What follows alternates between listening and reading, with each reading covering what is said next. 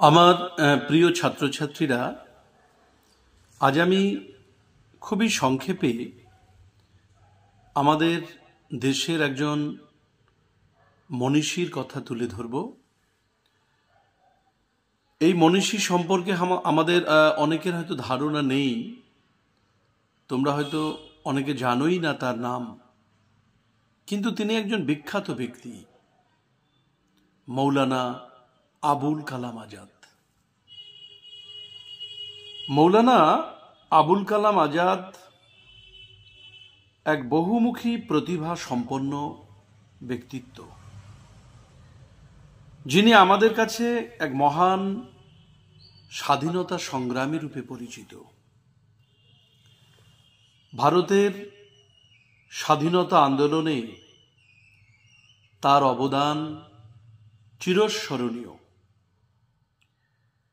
তিনি 1888 সালের 11ই নভেম্বর জন্মগ্রহণ করেন।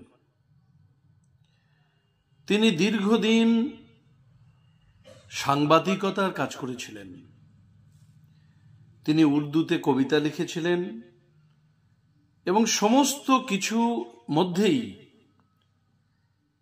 গ্রন্থ লিখন, বক্তব্য, সভা সমিতি সবকিছুর মাধ্যমেই তিনি ব্রিটিশ রাজের বিরুদ্ধে তার প্রতিবাদ চালিয়ে যান এবং প্রতিবাদে সোচ্চার হন।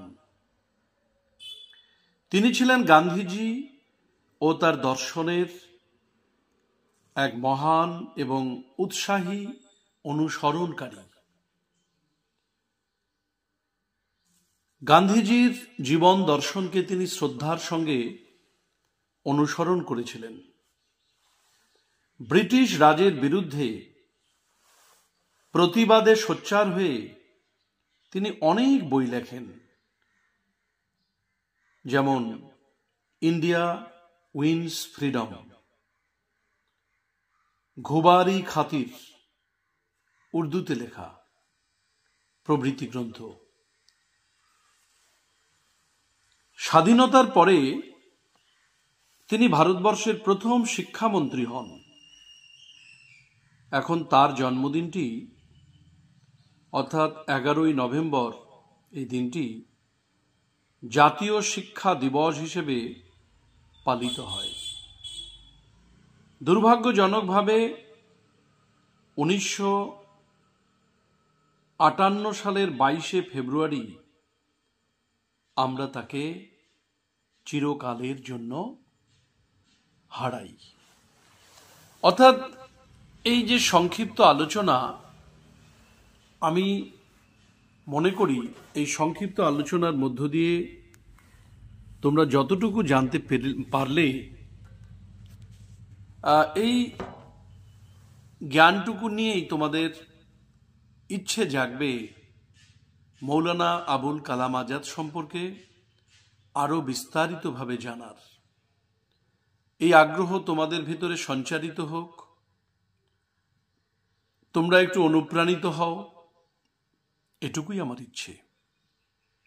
এবং আমার উদ্দেশ্য এইভাবে ভারতের বিভিন্ন মনীষীদের সম্পর্কে ছোট ছোট আলোচনার মধ্য দিয়ে তোমাদেরকে অনুপ্রাণিত করা এবং দেশের, আমাদের জাতির, আমাদের এই যে বিরাট বড় এক দেশ ভারতবর্ষ, সেই ভারতবর্ষের বিভিন্ন মনীষীদের সম্পর্কে সংক্ষিপ্ত হলেও কিছু ধারণা তোমরা লাভ করো, এটাই আমার উদ্দেশ্য। আশা করি এই আলোচনা থেকে অনুপ্রাণিত হয়ে মৌলানা আবুল কালাম আজাদ সম্পর্কে তোমরা প্রত্যেকেই শ্রদ্ধাবান হবে, তার প্রতি শ্রদ্ধা জ্ঞাপন করবে এবং এই অনুপ্রেরণা থেকে আমাদের এই মহান দেশের আরো অনেক মহামনীষী সম্পর্কে জানার আগ্রহ তোমাদের বৃদ্ধি পাবে। সবাই ভালো থেকো, ধন্যবাদ।